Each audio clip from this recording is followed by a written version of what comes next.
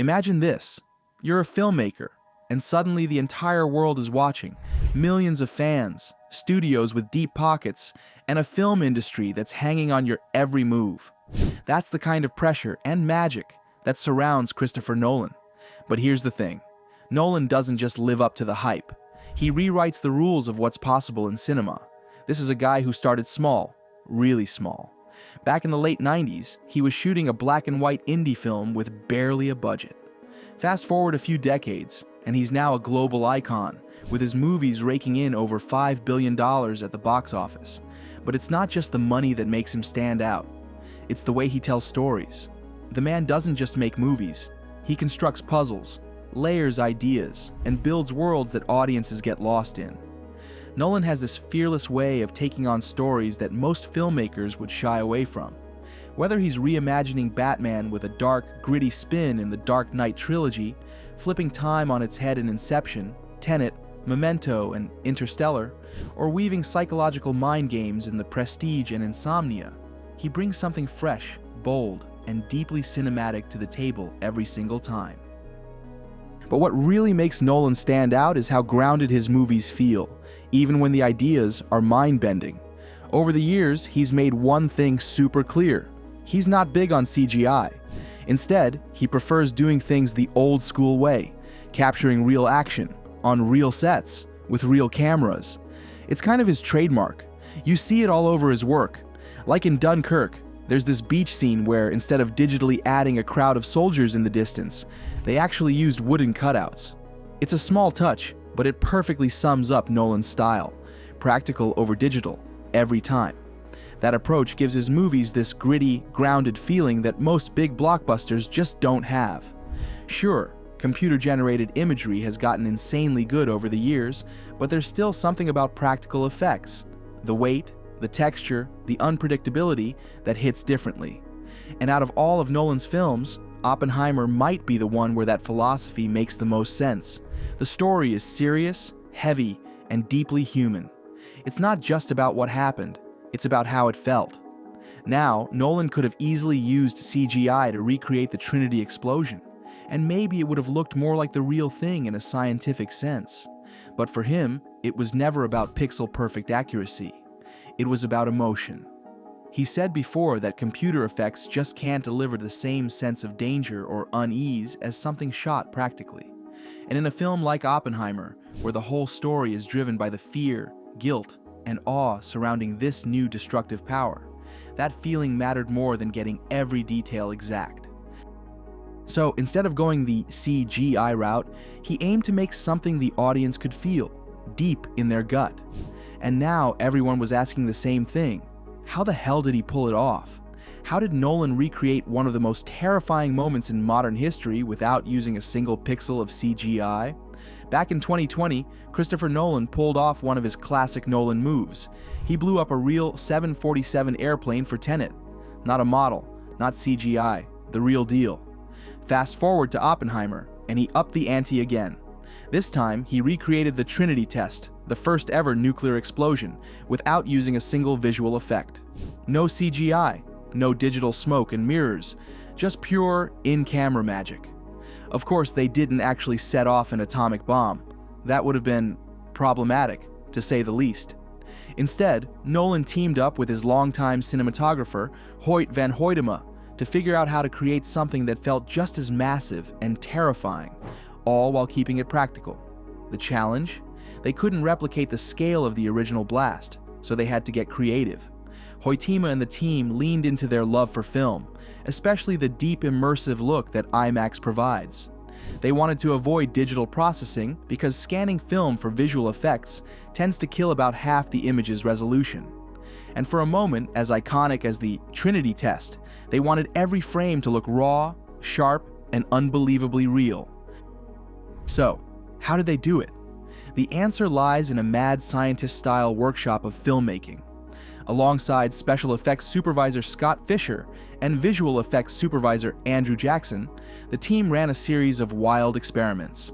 They built mini science labs, literally, aquariums wired with electricity, silver particles drifting through liquids, metallic balloons glowing from the inside, ping pong balls flying around, objects spinning, crashing, exploding.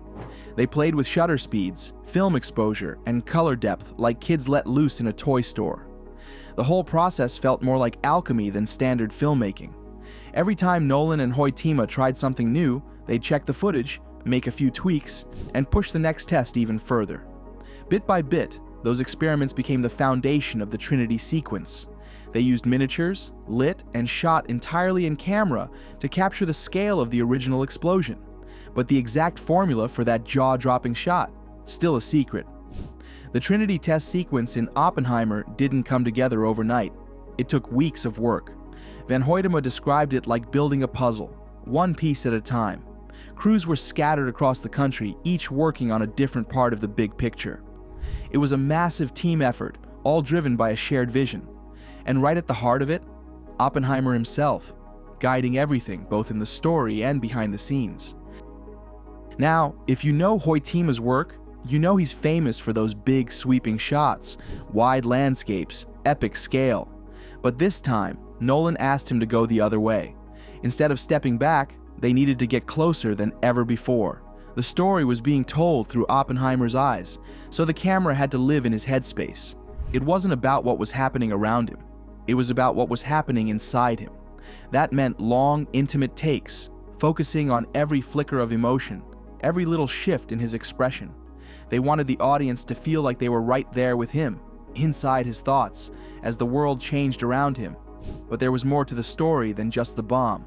Nolan wove in another layer, one that followed the political battles of Louis Strauss, played by Robert Downey Jr.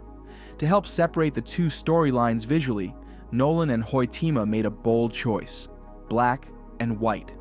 Not just any black and white though, full IMAX black and white in that gigantic 70mm format. There was just one problem. That kind of film didn't exist. So Hoytima went straight to Kodak and picked 35mm and 65mm IMAX film, the biggest format you can get, because he knew it would give the movie a level of detail and realism that digital just can't match. And when it came to capturing those massive explosions, shooting on film wasn't just about style. It gave them a real technical edge. Now, when you're dealing with practical explosions, there's a lot that can go wrong visually. These blasts are fast, intense, and blindingly bright. But here's where things get interesting. Using large format film like IMAX naturally gives you a deep depth of field. That means more of the shot stays in focus, and it also helps handle that intense burst of light from the explosions. Basically, it protects the image from blowing out. So instead of just seeing a white flash, you get to see texture, color, and movement in the fire and smoke. But filming explosions isn't just about capturing them. It's about letting the audience feel them. Real explosions are over in seconds. Blink, and it's gone. So, the team had to find ways to slow that moment down. That meant experimenting with high-speed cameras. There were rumors that they tested out a Photosonics 35mm 4C rotary prism camera, which can shoot up to 2,500 frames per second. And for even more extreme slow motion, there was talk of a 16mm version that hits 10,000 frames per second. That's the kind of speed that can make an explosion look like it's frozen in time. But there was a catch. These high-speed film cameras couldn't actually deliver usable footage at those extreme frame rates for a full cinematic scene. They just weren't practical for a movie like Oppenheimer. In the end, the cameras they used maxed out at 150 frames per second, which meant they had to rely less on ultra-slow motion and more on just making the real explosions huge. So, when you see those jaw-dropping fireballs and blasts in the movie, you're not looking at digital effects. You're seeing the real deal, done on a massive scale. Nolan wasn't interested in polished CGI versions of explosions. He wanted them to feel raw, imperfect, and grounded in reality. The mushroom cloud, for example, was one of the biggest challenges. It's such an iconic image, and the obvious move would have been to create it with computers. But Nolan was determined to do it practically, blending miniatures, large-scale effects, and clever compositing to build the shot in camera as much as possible. That's really the heart of how Nolan works.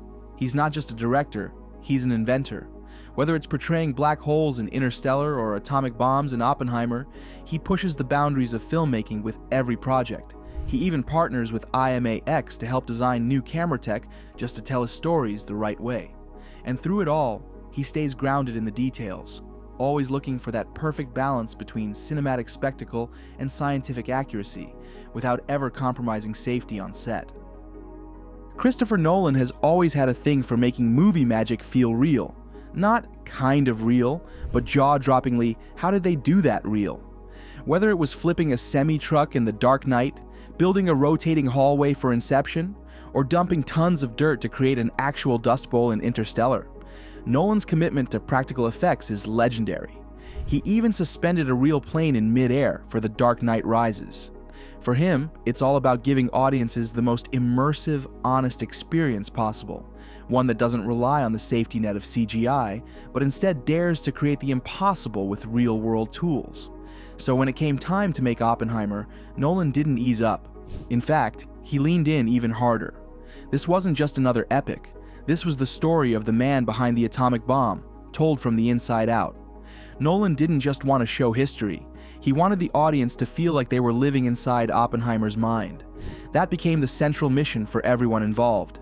Cillian Murphy had to carry that weight on screen, becoming the emotional center of the film. Hoyt van Hoytema had to capture the chaos and brilliance through the lens. The production designer, the effects teams, every department, everyone had to think like Oppenheimer to bring this story to life. And then there was the cast.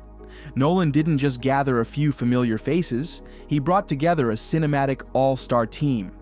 Cillian Murphy led the charge, but he was surrounded by some of the biggest names in the industry. Matt Damon, Emily Blunt, Robert Downey Jr., Florence Pugh, Gary Oldman, Rami Malek, Kenneth Branagh, and even Casey Affleck. Each one brought their weight and energy to the story.